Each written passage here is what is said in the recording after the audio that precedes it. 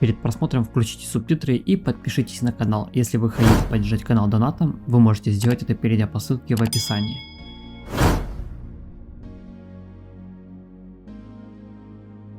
Да, меня забанили, и это очень смешно. Здесь я хочу показать и рассказать про баг, который был, и который, конечно же, я не использовал. И также покажу доказательства. В общем, давайте разбираться подробнее.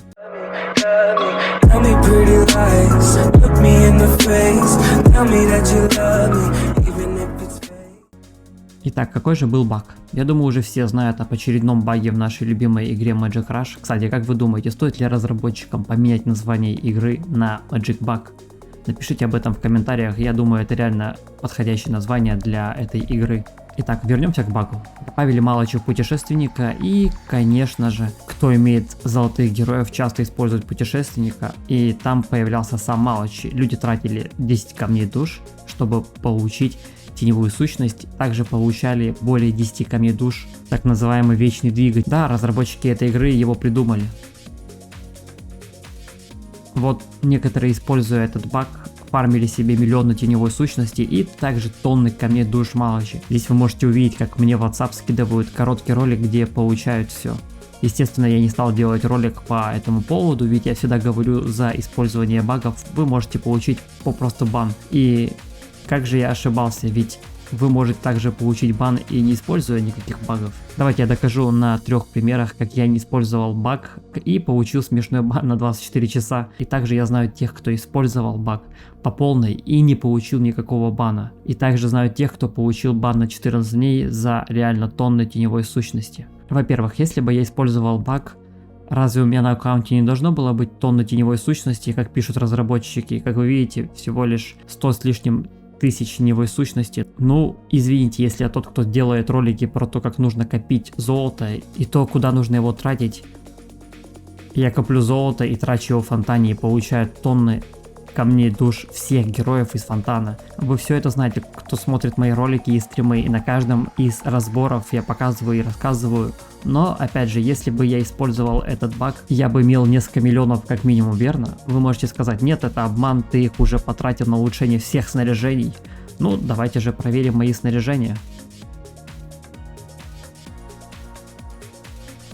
У меня очень много снаряжений, где я еще не успел перековать в синем, фиолетовом, в оранжевом. В общем, везде реально проблема с перековкой, даже на моем 111 уровне. Но если бы я использовал этот баг и имел бы тонну теневой сущности, то почему я не потратил на свое снаряжение? Я же не мог съесть эту теневую сущность, верно? Ну и самое главное, вы ведь видели, как за 10 камней душ мы часто получаем обратно намного больше, и тех, кто использовал баг, должно было как минимум несколько тысяч камней душ, как на этом скрине. Как видите, игрок использовал баг и имеет тонны камней душ. Но у меня в рюкзаке всего лишь 2 камня души Малачи. И как это получается?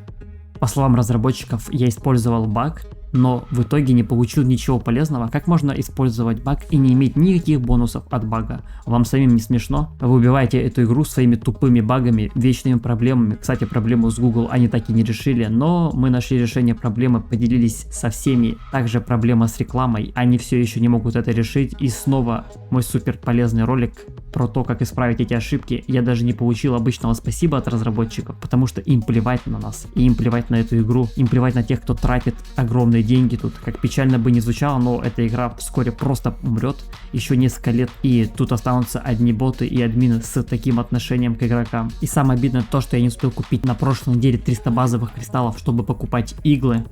На прошлой неделе у меня было сделано всего лишь 90 базовых кристаллов, а я всегда покупаю базовые в понедельник перед сбросом. Теперь я подумаю, стоит ли тратить деньги на эту игру. Ну и напоследок хочу поделиться со всеми одной хорошей новостью.